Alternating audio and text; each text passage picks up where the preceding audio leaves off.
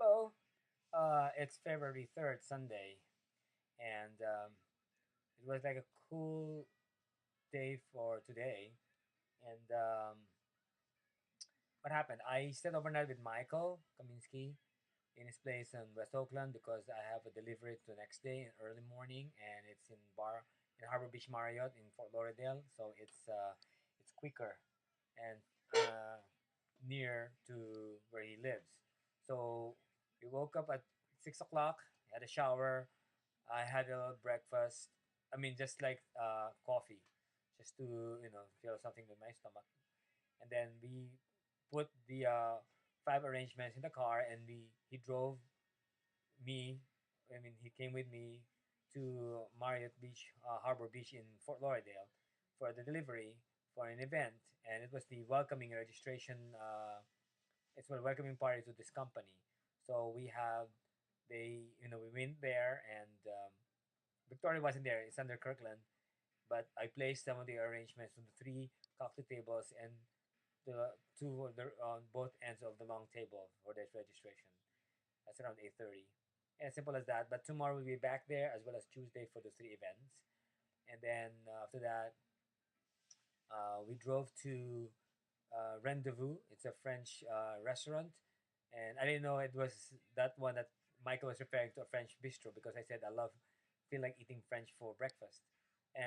They only have the strawberry and Nutella crepe for breakfast. I was looking for something like an escargot, but of course it's breakfast. So I ordered for a salmon platter, which is really big, but I love the cream cheese that they have there. It comes in the baguette as well. And after that, um, what do you call this? Well, after that, I had a call from Robert regarding the truck, because it stays overnight still. It stayed overnight in the parking lot, the back of the playhouse, and he said they cannot really start the truck as well, so they plan to tow it. So I said I'll try to go back as soon as I can after breakfast. So after our breakfast, then rendezvous, um, I also had the almond croissant, which is I love. So I couldn't finish the whole thing. I had it for to go, and then we went home to get the rest of my stuff.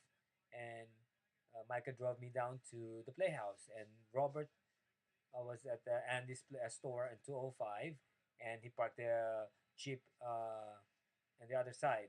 Then I sent him a text that we were there already. So he went, and I think they met already before Michael and Robert. But then Michael went home already back to Oakland. Then we waited for the tow company to get the truck. So it was towed, and they followed us to the Hypoluxo auto repair shop and have the truck place it there. So Robert and Steve could come back the next day in the morning to explain everything what happened again. So hopefully it was the chip itself, and I hope it really works already, because this truck just started to to break like after by around September, October, no, October, November rather, of last year. Then, of course, I went with Robert. We went home. I took some of my stuff, and he dropped me off to the playhouse. I dropped some of my to go, and put in the refrigerator. And he dropped me off to the playhouse since I have no transportation. And it's our last day of the show for the Drowsy Chaperone. And of course, it's kind of sad. Even Phyllis, the stage manager, said a little speech, and he had some energy. Circle me always like, and pass it around. It was nice, and the show was really good. At least the audience were also they enjoy the show. They laugh when they have to laugh, and of course the end. Elka and Sand. I didn't like really cry, just like from previous shows, but Shanice was. And then we put all the costume back to the box to the caretakers, and instead of any truck, I asked a favor from Peter if he could drive me home. The guys, some of them like Drew, I think Jason was there, and Ashley. They're planning to audition for Barnum and Bailey Circus this for tonight. I'm not interested to do that because I'm so busy with work already. But I'm targeting for In the Heights. That's the upcoming show for summer. There, I squealed it already. And so Peter brought me back to my place, and I remember the poster that I posted already here. Hold on.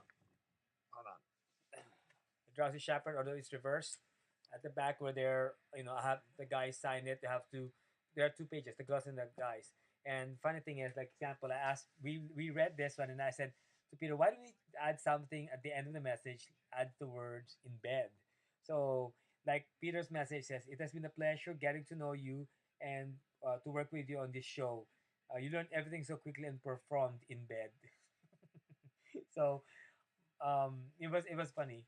And then Peter had to go home because it was his dad's 83rd birthday and it's a Super Bowl party and he loves Super Bowl. So he went home and I just stayed home because I sent a text to Robert that I'm already home, but he said I don't have to go to the warehouse. So George and Michael Matola was already doing the some arrangements for this week, and I'll have to go in the morning to deliver a breakfast arrangement in Flagler at like 7:30 in the morning.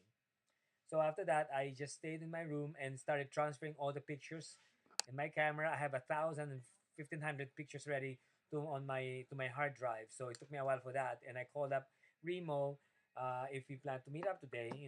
Because Josh called me up this morning as well that he needs some help from Dan for his bike. I feel like Malcolm in the middle. Everything is passing me to call somebody instead of for them to call each other because I have nothing to do with that, but they ask help from me all the time. I don't know why. And so I started watching Super Bowl because it's 47th Super Bowl season, and it's the Baltimore Ravens versus the San Francisco 49ers. So I'm not really interested anymore because I was so busy with work. While doing this, Remo came, and we're waiting for the half show time with Beyonce's concert, and he has a reunion with the Destiny's Child. So during that time, I'm almost done with the hard drive, and then they open up with the show for what do you call this? I'm right now watching the Super Bowl. Still not yet done. It's on the fourth quarter, and Beyonce has a good performance, and of course after the Destiny's Child's reunion with her and the show, I suddenly see some comments from Facebook saying, "See who's talking now about Beyonce having a lip sync," because that's one thing people criticized her regarding her lip sync during the inauguration because it was freaking cold, and of course you'll never know what will happen to her voice. If we say out of tune, people will criticize as well for that. So the point is, why to make a big deal out of this? For somebody who just lip sync. I mean, there's so many things to talk about, and people just do nothing just to criticize everything, which really, bothers me sometimes. Especially it's another commercial for because we watched some nice commercials for the Super Bowl. This nice Volkswagen commercial. I think it's a Jetta, and this white guy was doing Jamaican accent, yeah man, like that. And people, I don't know who said that, they commented that it was like racism, and they heard that it became a big deal. But Dan saw it and said that they said that there are 12 Jamaicans already helped him out to do the accent and everything. So for me, it wasn't a big deal. It was really fun because you promoting this kind of language. If somebody would tease about, not really tease, but promote about Filipinos, I'd be happy. I mean, that's how we talk anyway, you know. So there's some white people in the Philippines who can speak Tagalog, our language itself. So why bother about that? It's not they're not criticizing it; it's they're promoting it. It was fun. So you see those people, for those people who just want to, just for the sake of intimidate or bother everybody or just for the criticize, look at yourself first. How good are you anyway? You know. So I don't know. Instead, just look at the good side of somebody rather than the other side of it. It's more depressing. Everything around us already looks depressing already. So might do something worthwhile and helpful. That's my thing. Anyway, so after the halftime, Remo and I went to Walmart and bought this frame for my drowsy chaperone, and I also bought some cranberry juice, and we're planning. I have some bread because I have a nice cream cheese and some yogurt, and he bought something else for himself. And then when we went back home, I showed him already the messages that my colleagues wrote, and like I said, I read it and add the words in bed for that, and it's really really funny. So I'm planning, since we don't have any cast party yet, and Stacy, one of the cast from Drowsy Chaperone, decided to have a party. My plan to have a party for us because we still have the T-shirt that we ordered from her and it haven't arrived yet. It will arrive like after February 13th. We're planning to do that. So I might bring this and just might crack jokes about the sign the messages. Do you think it's okay? So I hope so.